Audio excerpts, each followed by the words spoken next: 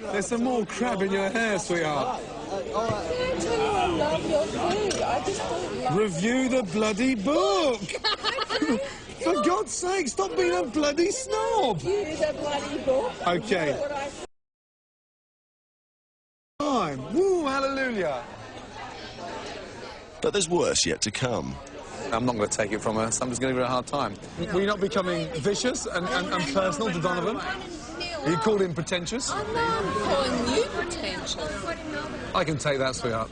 Okay, come on now. That's enough. Okay. She's obviously wound up. No, you're one. Having been here one day, I don't need chefs sat here playing with my nuts. I think the critics here have bigger egos than every food critic back in the UK combined, with the Sunday Times, with the Evening Standard. Not only got a pathological dislike of food writers, but I really think that he baits us to get more publicity. As the dinner becomes more and more argumentative, Ramsay's getting personal. I just want your book and I want to review it. Okay.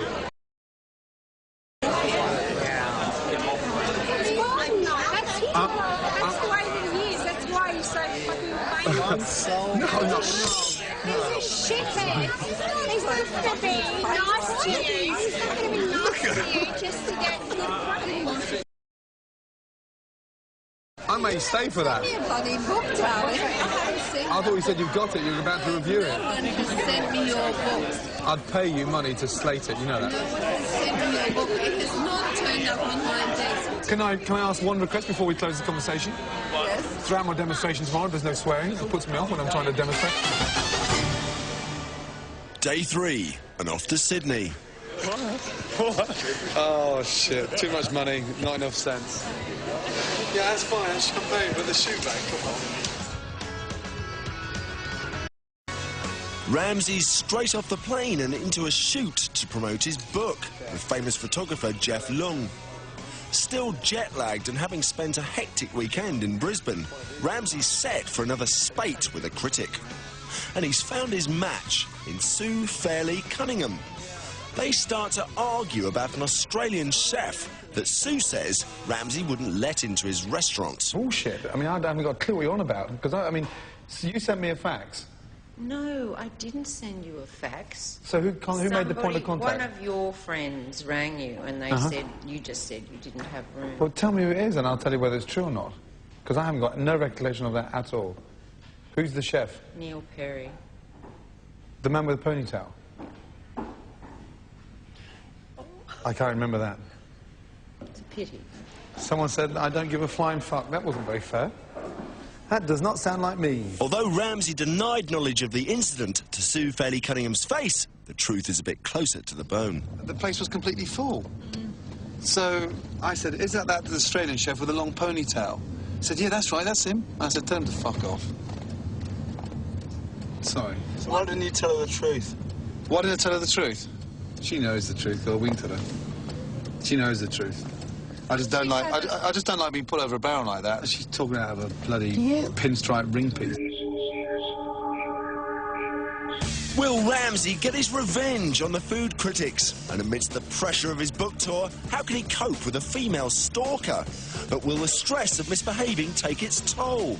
And who's the guy that the bad boy of cooking really has it in for? Christ, I was pissed, I tell you.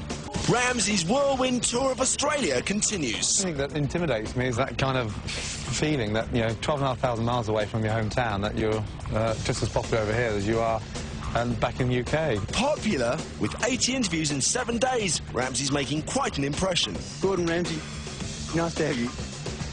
Don't give a fig. But can he hold it down?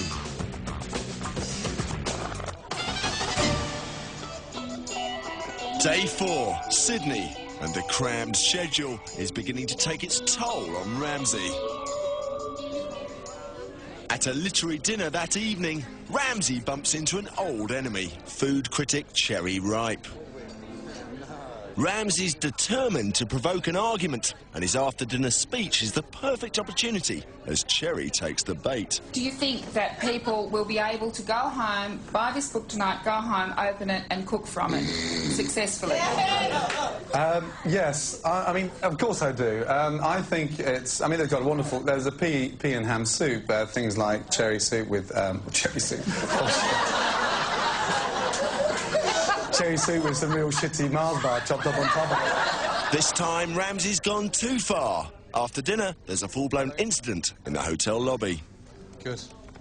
He was sitting around a table with about 6 or 8 other people, and there was a spare seat next to him, so I said, do you mind if I sit down? I've been leaving you messages all day. I just want to confirm these 2 quotes. And he denied having said the first one, and I was asked to leave before I could confirm the second one. She started getting quite aggressive with Gordon, and he was retaliating, and it was sort of escalating a bit out of control. And Gordon sort of looked at me and was like, you know, and I sort of stood up then and said, thanks very much, and we're sort of now... Our day's over, we've had a long day, Cherry Ripe, and I think it's best if you leave. On my way over, and Cherry Ripe sort of grabbed me. She's like, I've been nothing but abused all weekend by your boss. She wanted to have her say and explain her side of the story and everything, which I sort of appreciate, however, the forum wasn't quite right. That Cherry Ripe's venom, and she's like, I won't be shaking your hand. Well, it's just completely unnecessary and rude, you know, just the way he throws Joan Collins out of restaurants. Why would you throw me out for trying to check a quote? It's amazing how these people act out here. You know, all these food critics, they've got really big fucking egos, you know what I mean? And it's as if they're all... It's like fucking Gordon's this big sort of icon, this kind of... He's that big rock star, and everybody wants to fucking, you know what I mean, interview him, everyone wants to be with him. And it's got to the stage they're actually fucking fighting over him, which I find quite amusing. Ramsay's revelling in the attention, but even he's had enough. If I get there tonight and Cherry Ripe's there, I'm going to say to the organiser, either she goes or I go. I'm not going to sit there and When I watch. ring Sue then, I'll ring her and tell her that. Yeah. Okay? If she's there, I'm going. Day 5, Melbourne, and the tour's taken an unexpected twist. It's emerged that Ramsay's being followed round Australia by a stalker, and she's trailed him to his hotel. She's been phoning him at all hours, and Ramsay's beginning to get scared. Jesus Christ. It's a bit of an eerie feeling, really. It's just not a nice feeling. When someone's watching you so closely. I mean, think about it, I mean, she was in Brisbane, now she's in she's in Melbourne, you know what I mean? We had to tell the receptionist last night to screen the calls. I think that was important because that was twice last night, 1:10 in the morning. Just when you think it's safe to get to bed and the phone goes. The news has even hit the papers. I was all getting a bit too much, this. Do you feel like you're a real celeb now you've got a stalker? I don't feel a real celeb at all, no. I actually feel quite concerned, really. 10 to 2 this morning, 11:30 at night whilst in the bar having a quick bite to eat and a drink with some friends.